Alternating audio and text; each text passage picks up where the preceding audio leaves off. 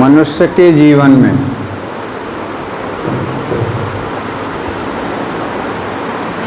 संसार की समस्त वस्तुएं महत्वपूर्ण हैं। जैसे कि जीवनचर्या से लेके और मनुष्य के अंत तक जितनी भी वस्तुओं का हम प्रयोग करते हैं, उपयोग करते हैं, उपभोग करते हैं, वह सभी अनिवार्य हैं। परंतु थोड़ी सी बात को समझने की ज़रूरत है।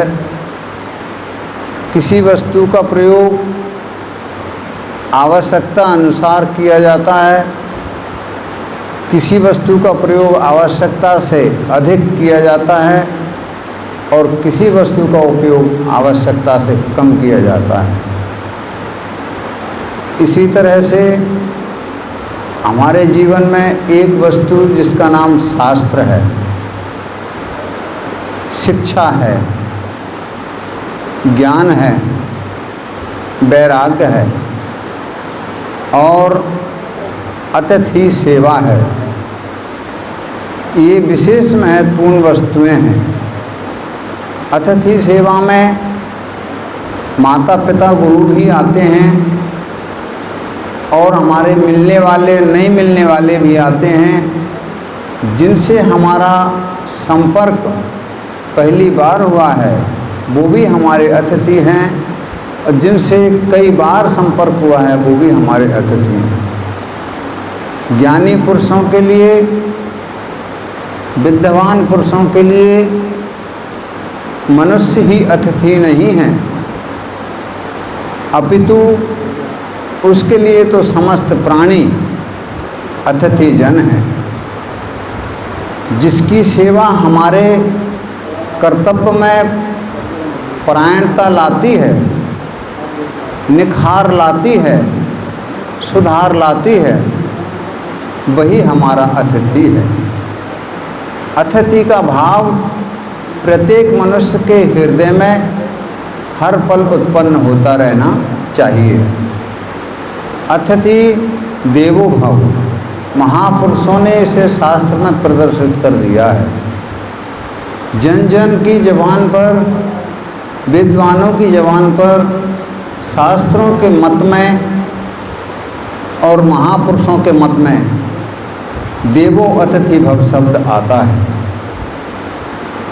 तो अतिथि हमारे लिए एक देवता के समान या पथ प्रदर्शक के समान अथवा हमारे जीवन में निखार लाने का एक बहुमूल्य सामान है, जिसका कोई मूल्य नहीं है।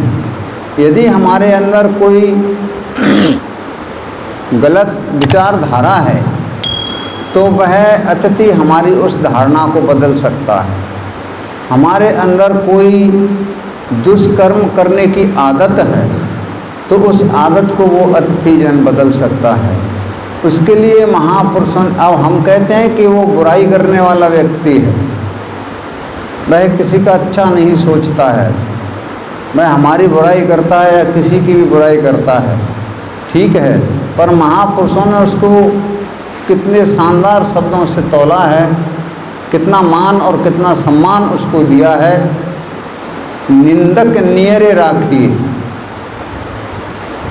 माने बुराई करने वाले को, निंदक माने बुराई करने वाला, नियरे माने करीब पास में, निंदक नियरे राखिए आंगन कुटी छवाए बिन पानी साबुन बिना निर्मल करे सुभाए। वह निंदा करने वाला व्यक्ति जितना हमारे करीब होगा उतना ही निखार हमारे जीवन में आएगा। रविदास जी ने कहा है, जब तक ना हो संत की हाँसी तब तक भक्ति बने नहीं सांची। संत से तात्पर्य ऐसा नहीं कि कोई साधु का वेश रख ले, संतत्व जिसके अंदर आ जाए। सभी संत हैं, सभी के विचार अच्छे होते हैं और सभी के विचार कभी कभी गलत हो जाते हैं। तो जिसके जीवन में जैसा क्रम अपने रोजमर्रा में उतरता है, जो जिसमें अधिक लवलीन है, उसी प्रकार के विचार मनुष्य के हृदय में हर दिन हर पल उत्पन्न होते हैं। वही विचारधारा को हमें तौलना है, उसी विचारधारा को हमें समझना है और अपने जीवन को चलाना है। अब हम चलते हैं, ये तो जन्म जन्मांतरों का कर्तव्य है।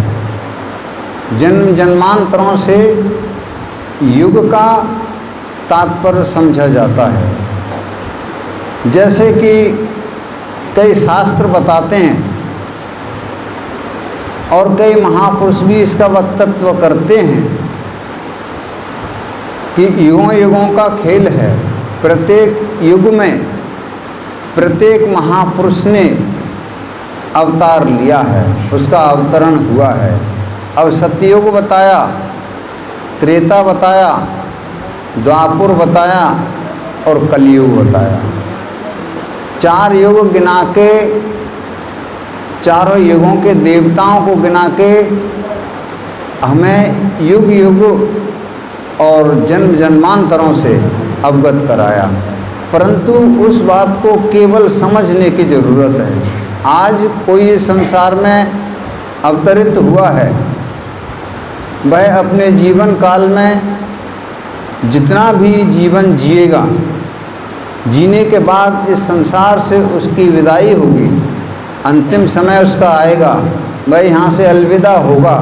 उसके बाद किसने जाना कि वह कहाँ गया। अब यहाँ हमें समझने के लिए उस ज्ञान और उस शिक्षा की ज़रूरत है, जिस शिक्षा से हम शास्त्र का स्वाध्याय कर सकें, उस शिक्षा से उस स्वाध्याय को समझ सकें, उस शास्त्र के अंदर छुपे उस भेद को, उस रहस्य को हम समझ सकें। वह बगैर शिक्षा के, बगैर ज्ञान के हम कर नहीं पाएंगे। इसलिए सबसे प्रथम मनुष्य के जीवन में शिक्षा महत्व रखती है। हमें शिक्षा जब ही प्राप्त होगी जब हम माता पिता के अनुयायी बनेंगे, माता पिता के पुजारी बनेंगे, माता पिता की निगाह में हम श्रेष्ठ रहेंगे। जब माता पिता के हम अनुयायी बन जाएंगे तो हमें श्रेष्ठ शिक्षा के लिए गुरु प्राप्त होगा। जब हमें श्रेष्ठ शिक्षा मिल जाएगी और जिस शिक्षा के माध्यम से ये देश नहीं संपूर्ण विश्व चल रहा है, वही शिक्षा हमें ग्रहण करना है, ना कि 2 रोटी कमाने के लिए। 2 रोटी तो एक निरक्षर व्यक्ति भी कमा लेता है, और पेट भरने वाली बात है तो पशु पक्षी भी अपना पेट भर लिया करते हैं। मनुष्य अगर हम हैं तो हमें मनुष्यता का प्रमाण देना है, और मनुष्यता का प्रमाण जब तक हम शिक्षित नहीं बनेंगे, माता पिता के आज्ञाकारी नहीं बनेंगे, गुरु की आज्ञा का पालन नहीं करेंगे, दिल और दिमाग से शिक्षा ग्रहण नहीं करेंगे तब तक हम मनुष्य कहलाने योग्य नहीं होंगे। ये रहस्य की बात है। प्रत्येक शास्त्र में इसका भेद छुपा है। आप किसी भी शास्त्र को उठाएंगे उसमें रहस्य निकलेगा। युगों वाली बात है तो कितना बड़ा रहस्य युगों में छुपा हुआ है। मैं आपसे पूछना चाहूँगा और जवाब भी चाहूँगा हाँ और ना में, अभी कौन सा युग चल रहा है? बताएं जरा नाम, कोई भी बताएं। महाराज जी आप बताएं, कोई भी बताएं, आप बताएं। अब क्या कलयुग चल रहा है। इससे पहले क्या था? द्वापुर। ऐसा ही है। द्वापुर से पहले त्रेता और त्रेता से पहले सतयुग। अब एक युग को कितने वर्षों से तौला है? कोई तो 100 वर्ष से तौलता है, कोई 1000 वर्ष से तौलता है, कोई और अधिक से तो कोई और कम से। लेकिन हम उसे बहुत कम से कम समय से तौलते हैं। ये हमारी विचारधारा है। ये हमारी विचारधारा है कि हम उसको कम से कम समय में तौलते हैं। जैसे कि मनुष्य के जीवन में दिन और रात आते हैं।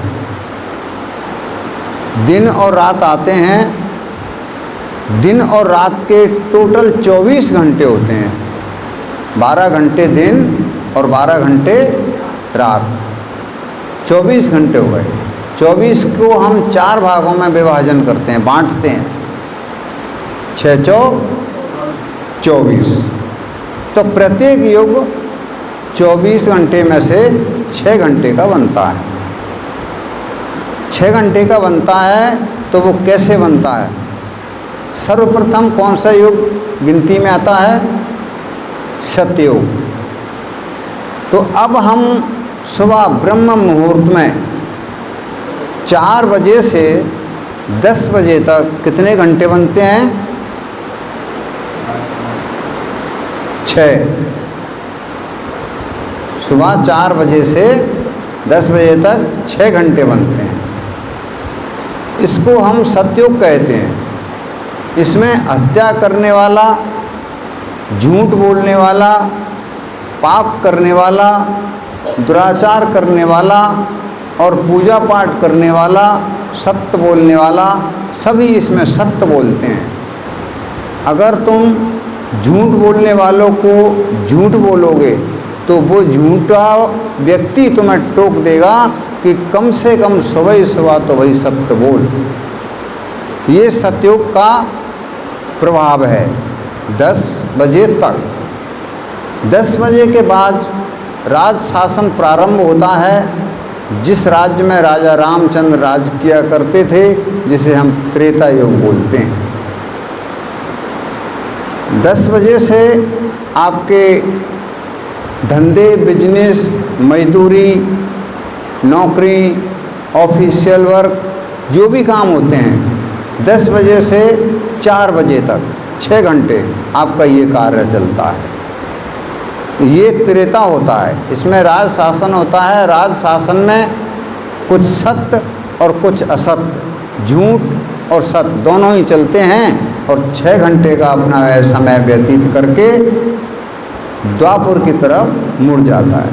4 बजे के बाद सभी मनुष्य अपने अपने घरों की ओर रवाना होते हैं। ये गया त्रेता। अब द्वापुर में हम प्रवेश करते हैं। द्वापुर में प्रवेश करते हैं। द्वापुर प्रारंभ होता है तो संध्या बंधन, गोधूली, गाय जंगल से चर के अपने अपने घरों को वापसी होती हैं। प्रत्येक मनुष्य अपने अपने कार्य से मुक्त होकर अपने घर की ओर रवाना होता है। अपने खान पान की व्यवस्थाएं बनाता है, अपने संध्या वंदन करता है, पूजा पाठ करता है और भोजन में जो भी उसने बनाया है उसको ग्रहण करके पाके और 10 बजे तक वह विश्राम में चला जाता है। ये द्वापुर है। बातें ना करें, सत्संग सुने। बातें करना है तो प्रेम पूर्वक बाहर बैठें, कोई टेंशन नहीं। द्वापर 10 बजे रात तक अपना प्रभाव डालता है, पहरा रखता है। 10 बजे के बाद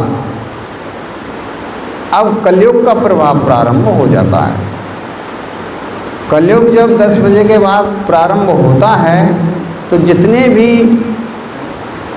निकृष्ट कर्म हैं, दुष्कर्म हैं, पाप कर्म हैं, चोरी हैं, डकैती हैं, हत्याएं हैं, अधर्म के कार्य हैं, जितने भी निकृष्ट कर्म हैं, निकृष्ट कार्य हैं, वह 10 बजे से सुबह 4 बजे तक के बीच में लोग किया करते हैं। ये कलयुग का प्रभाव है। 4 बजने के बाद फिर वही ब्रह्म मुहूर्त लगता है और तुम्हारा सत्युग प्रारंभ हो जाता है। तो इस तरह से हम 24 घंटे में प्रत्येक 6 घंटे का एक युग मान के अपने जीवन को हम चला रहे हैं। हम चारों युगों में रोज व्यवहार करते हैं, रोज बर्ताव करते हैं। अब ये हमारे ऊपर निर्भर करता है कि हमें किस युग में जीना है। यह ज्ञान वही शास्त्रों से हमें प्राप्त होता है, वही शास्त्रों से आपको प्राप्त होता है, वही माता पिता से, वही गुरुजनों से, सभी को वही ज्ञान प्राप्त होता है। बशर्ते बस हमें समझने की ज़रूरत है। शास्त्र को हमने पढ़ लिया और समझा नहीं, गुरु को हमने बना लिया पर समझा नहीं, माता पिता को माता पिता कह दिया परंतु माता पिता के दायित्व को और माता पिता के कर्तव्यों को हमने समझा नहीं। और जो माता पिता के प्रति, गुरु के प्रति, सदशास्त्रों के प्रति, महापुरुषों के प्रति हमारा क्या दायित्व बनता है, हमारा क्या कर्तव्य बनता है, उसे हमने समझा नहीं और अपने आप को हम उचित ज्ञानी या विद्वान समझने लगें तो ये हमारी बहुत बड़ी मूर्खता है। सर्वप्रथम हमें शब्द को सुनना है, समझना है, चिंतन करना है, मनन करना है, मंथन करना है। जब उसका स्वरस हमारे सामने आ पाएगा, जैसे कि घी को पाने के लिए, घी को, घृत जिसको अपन कहते हैं, को प्राप्त करने के लिए हमें सर्वप्रथम दूध को जमाना पड़ता है। तो दूध जमाने से तात्पर्य होता है मनुष्य के जीवन में अपने दिल और दिमाग को स्थिर रखना, एकाग्र रखना, एकाग्रता में लाना। जब हम अपने आप को एकाग्रता में लाएंगे, मानो हमने दूध को जमा दिया, अब हम स्थिर हैं, दूध स्थिर हो गया, दही बन गया। अब हमें उसको बिलोना है, मंथन करना है। बुलोएंगे, मंथन करेंगे, अपने आप में चिंतन करेंगे, मनन करेंगे, शब्द पर शब्द का वार करेंगे, तब उसको हम देख पाएंगे कि इसमें मक्खन आ रहा है। जब उसमें नवनीत यानी मक्खन हमें दिखने लगेगा, चमकने लगेगा, तब हम उसे उठाने का प्रयास करेंगे।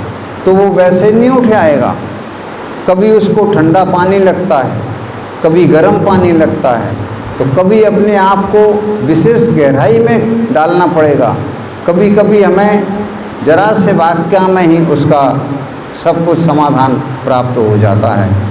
अब हमने मक्खन को प्राप्त कर लिया परंतु घी हमें अभी भी नहीं मिला है। मक्खन मिल गया, अब हमें उसे घी पाने के लिए तपाना ही होगा। तो अपने आप को शिक्षा में, ज्ञान में, भक्ति वैराग्य में, योग में, साधना में, माता पिता की आज्ञा में, गुरु की आज्ञा में अपने आप को झोंकना होगा, उन्हें समझना होगा, उसके हर तथ्य को अपने दिल और दिमाग में बसाना होगा। फिर उसका हमें मंथन, चिंतन, मनन करके उसमें से घृत प्राप्त करना होगा। जब कहीं जाके हम उस घी को देख पाएंगे। इसी तरह से प्रत्येक शास्त्र में, प्रत्येक माता पिता में, प्रत्येक व्यक्ति में एक बहुत बड़ा रहस्य छुपा है। मनुष्य से बढ़ के इस संसार में दूसरा कोई शास्त्र नहीं है। एक से लेके अरबों शास्त्र तैयार हैं, परंतु वह अरबों शास्त्रों को हमें ये सोचना है कि आए कहाँ से। ये कोई खेती में बोए नहीं जाते, इसके कोई जंगल नहीं खड़े हैं, ये किसी समुद्र में से सीप और मोती की भांति नहीं निकलते हैं, ये कोई पानी की बाढ़ जैसे बहते हुए नहीं घूमते हैं। ये सभी मनुष्य के ही दिल और दिमाग से उत्पन्न की हुई वस्तु है। तो जितने भी शास्त्र हैं मनुष्य के द्वारा निर्मित किए गए हैं, मनुष्य के द्वारा ही वह इस संसार में आए हुए हैं। तो मनुष्य से बड़ा कोई दूसरा शास्त्र नहीं है। हम स्वयं इस संसार की सबसे बड़ी किताब हैं। हमें अपने आप को, अपने आप के मूल्य को, अपने आप के महत्व को समझने की ज़रूरत है, और उसे हम जब ही समझ पाएंगे जब हम शिक्षित होंगे। हमारे जितने भी महापुरुष इस संसार में आए हैं, उन्होंने हर पल, हर वक्त, हर घड़ी, हर समय शिक्षा पर जोर दिया है, और वह शिक्षा मनुष्य के जीवन में इसलिए अनिवार्य है कि हम मनुष्य हैं। मनुष्यता का प्रमाण हम जब ही दे पाएंगे जब हम शिक्षा को ग्रहण कर लेंगे, और शिक्षा काम की हो, शिक्षा मतलब की हो। शिक्षा से हम अपने साथ अनन्य लोगों का भी भला कर सकें, उनको भी कृतार्थ कर सकें, उनको भी शिक्षा दे सकें, उनको भी ज्ञान दे सकें, तो हमारी शिक्षा है। अन्यथा एक पढ़े लिखे व्यक्ति में और एक अनपढ़ व्यक्ति में कोई फर्क नहीं रह जाता है। इसलिए विशेष जोर शिक्षा पर देके अपने मनुष्य कर्तव्य को निभाने की चेष्टा, कोशिश, प्रयास हमें हर समय करते रहना चाहिए। शिक्षा से और माता पिता की सेवा से जो सुख हमें संसार में प्राप्त होगा, मिलेगा, वह अन्य किसी वस्तु से प्राप्त नहीं होगा। हम चाहे जितने देवी देवताओं को पूज लें, चाहे जितने मठ मंदिर बना लें, चाहे जितनी तीर्थ यात्रा कर लें, चाहे जितनी गंगा गोदावरी स्नान कर लें, इसका प्रभाव हमारे जीवन में मनुष्यता को नहीं ला सकता है। मनुष्यता को तो हम जब ही ला सकते हैं, मनुष्यता का प्रमाण हम जब ही दे सकते हैं जब हमारे अंतर में शिक्षा और ज्ञान दोनों का बरकरार बना रहना होगा। जब तक शिक्षा नहीं तो ज्ञान नहीं, और ज्ञान नहीं तो फिर हम मनुष्य नहीं। फिर तो मनुष्य का बेस हमारा है, बाकी सब गड़बड़ है, झूठ है, फिर कुछ नहीं है। तो मनुष्यता का प्रमाण देना है, अपने आप को कृतार्थ करना है, अपनी संतति को योग्य बनाना है, अनन्य लोगों के लिए हमें अपना कार्य करना है, परमार्थ के लिए जीना है। तो शिक्षा अनिवार्य है। शिक्षा ग्रहण करें, माता पिता की सेवा करें, गुरुजनों की आज्ञा का पालन करें, तो हमारा जीवन श्रेष्ठ हो जाएगा।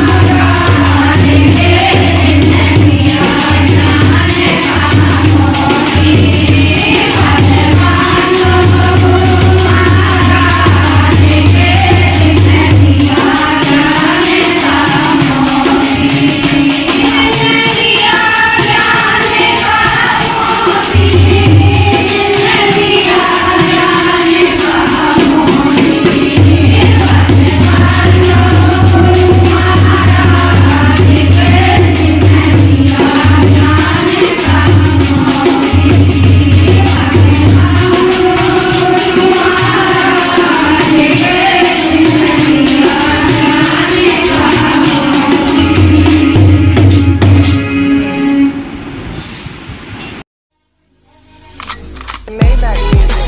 Can anybody out there hear me?